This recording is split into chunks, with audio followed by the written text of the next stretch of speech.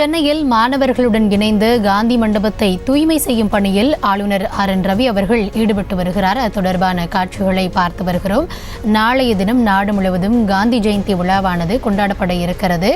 இந்த நிலையில் மாணவர்களுடன் இணைந்து சென்னையில் அமைந்திருக்கக்கூடிய காந்தி மண்டபத்தை ஆளுநர் RN ரவி அவர்கள் தூய்மை செய்யும் பணியில் ஈடுபட்டு வருகிறார்.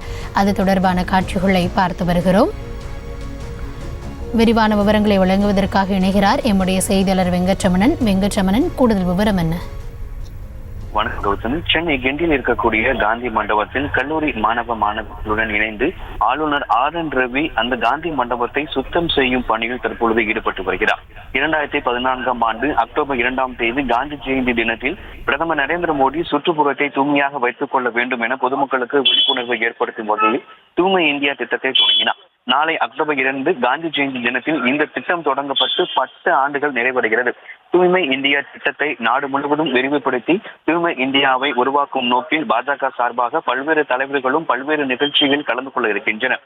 இந்த நிலையில் நாளை காந்தி ஜெயந்தி தினம் என்பதால் இன்று சென்னை கிண்டி இருக்கக்கூடிய காந்தி மண்டப வளாகத்தில் தமிழக ஆளுநர் RN ரவி 100க்கும் மேற்பட்ட கல்லூரி மாணவர்களுடன் இணைந்து காந்தி மண்டப வளாகத்தை இருக்கக்கூடிய அந்த குப்பைகளை அகற்றி காந்தி சிலை இருக்கும் பகுதியை சுத்தம் செய்து வருகின்றனர். இந்த நிகழ்வில் 100க்கும் மேற்பட்ட கல்லூரி மாணவிகளும் பங்கேற்றிருக்கின்றனர். தற்பொழுது ஆளுநர் RN ரவியும் இந்த காந்தி மண்டபத்தை சுற்றி இருக்கக்கூடிய வளாக பகுதிகளில் அங்கு இருக்கக்கூடிய அந்த தூய்மை பணிகள் தற்பொழுது ஆளுநர் RN ரவியும் ஈடுபட்டு வருகிறார். கௌதமி,